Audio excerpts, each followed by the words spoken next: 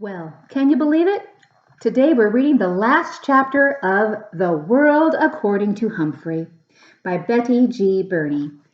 Chapter 15, called Happy Hamster Day. In December, things in room 26 really began to change. For one thing, it got cold outside and a little chilly by my window. In the early morning, frost pictures would appear on the glass. One picture looked like a big snowflake. Another looked like a lion. Scary. Still, it was nice and cozy in my sleeping house. More snowflakes appeared. Not real ones, but cut-out paper snowflakes, bordering all the chalkboards. And there were snowmen made of fluffy cotton, and pictures of candles and packages and sleighs. The holidays were almost here.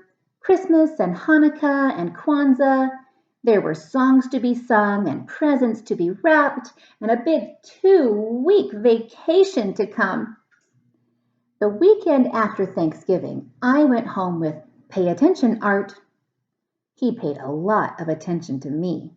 But sometimes, not every night, during the week, Mrs. Brisbane would take me home to see Mr. Brisbane. And he'd put up his obstacle course, and we'd laugh and squeak and have a wonderful time. The next weekend, I stayed at Gail Morgenstern's house. Friday night was really nice because she convinced her mom to let me watch while she lit the menorah for the family, and the food was yummy. I was glad that Mrs. Brisbane didn't take me home every night. For one thing, if I ran the obstacle course every night, I'd probably waste away to nothing. For another thing, I wouldn't have been able to see Aldo. Aldo could now balance the broom on his head. Yep, he'd put the tip of the broomstick on top of his head and keep it up there a while. He'd have to bob and weave to keep it balanced, and he made funny faces too.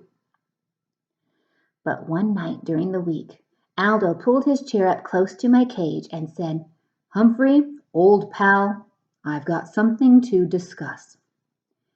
This sounded serious, so I put on my most serious problem-solving face. "I'm thinking of getting Maria a ring for Christmas. You know, like an engagement ring, with something shiny in it. I know we haven't known each other very long, and we wouldn't have to get married right away. On the other hand, I'm no spring chicken. That means it's kind of old. And I'd like to settle down and raise a couple of kids and maybe a couple of hamsters too, you know." "I understand," I squeaked softly. "So, what do you think?" Aldo fixed his big brown eyes on me. "Should I ask her to marry me?" I stood up on my hind legs and screeched, "Do it, do it, do it!" Then he stood up and shouted, "You're right! I will! I'd be crazy not to!" He raced out of the room so fast he forgot his cleaning cart, but when he returned for it, he yelled, "Thanks!" Sometimes, most times, it pays to squeak up.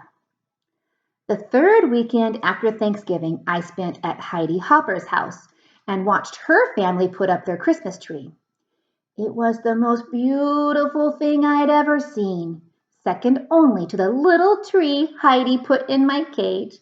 It was made of my favorite treat, broccoli.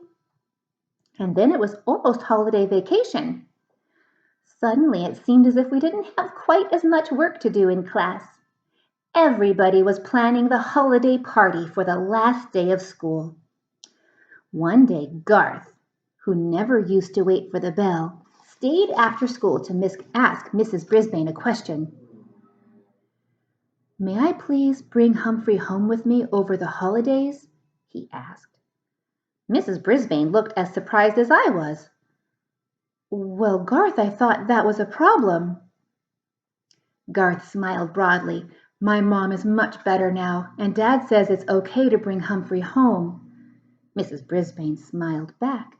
"That is wonderful news. But I think 2 weeks might be a little too much. How about the first weekend in January instead?" Garth nodded, but he looked disappointed. Tell you what, why don't you have your parents bring you by our house to see Humphrey over the holidays? You can watch him run his obstacle course. Garth didn't look disappointed anymore. On the last day of school, everybody was very dressed up. I had on my fur coat as usual. Mrs. Brisbane wore a red and green striped sweater and a green skirt. She also wore a Santa Claus hat. This was another new Mrs. Brisbane, the dressing up Mrs. Brisbane. Class, I have an important announcement. We're having a surprise visitor this morning before our party, so there will be no vocabulary test today. After the cheers died down, Mrs. Brisbane went out in the hall and waved. A minute later, you'll never guess who entered the classroom. Mr. Bert Brisbane. Oh, Mr. Brisbane. He was wearing a Santa Claus hat, too. He looked a lot better now. No gray whiskers or wrinkled pajamas. On his lap, he had a large box. Mrs. Brisbane introduced him to the class, and they all applauded. Then he told them that his surprise was actually for me. First, he pulled out something like my cage, only bigger. This is my gift to Humphrey. This extension attaches to his cage and makes it bigger. Now you're all going to help me build Humphrey his holiday present, his very own playground.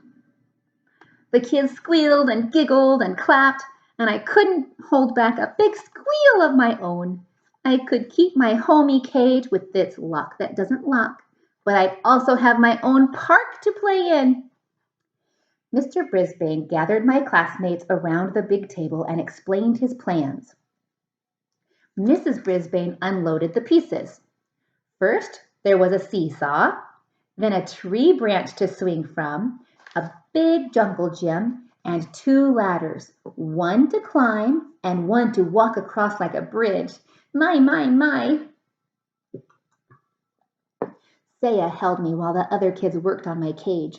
She patted me gently and murmured comforting words.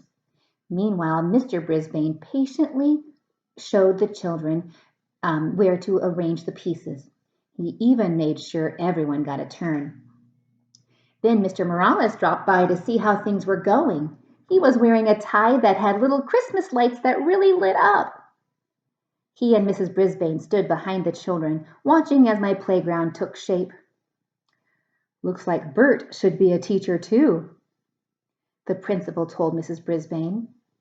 He already is, I heard Mrs. Brisbane respond. He just started teaching arts and crafts to seniors and kids at the community center. So he's made a new start, said the principal. Thanks to Humphrey. I believe those words were the best present I could ever have. So Mrs. Brisbane knows Humphrey made a difference. Guess what I got my kids for Christmas? The principal asked. A hamster. Maybe it's a present for me as well. I think my papa will enjoy it too. When Saya put me back in my cage, everyone watched as I raced to my new playground, climbed the jungle gym, made a leap to the tree branch, and jumped over to the seesaw. Now I could have recess any time I wanted. Whoopee! Just then, the room mothers arrived with cupcakes and juice.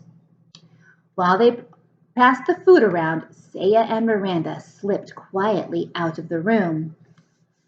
I think I'm going to stop here because I don't want to rush the ending of the book, and videos can only be so long on YouTube. So you'll have to wait to find out the rest of chapter 15. There's another surprise.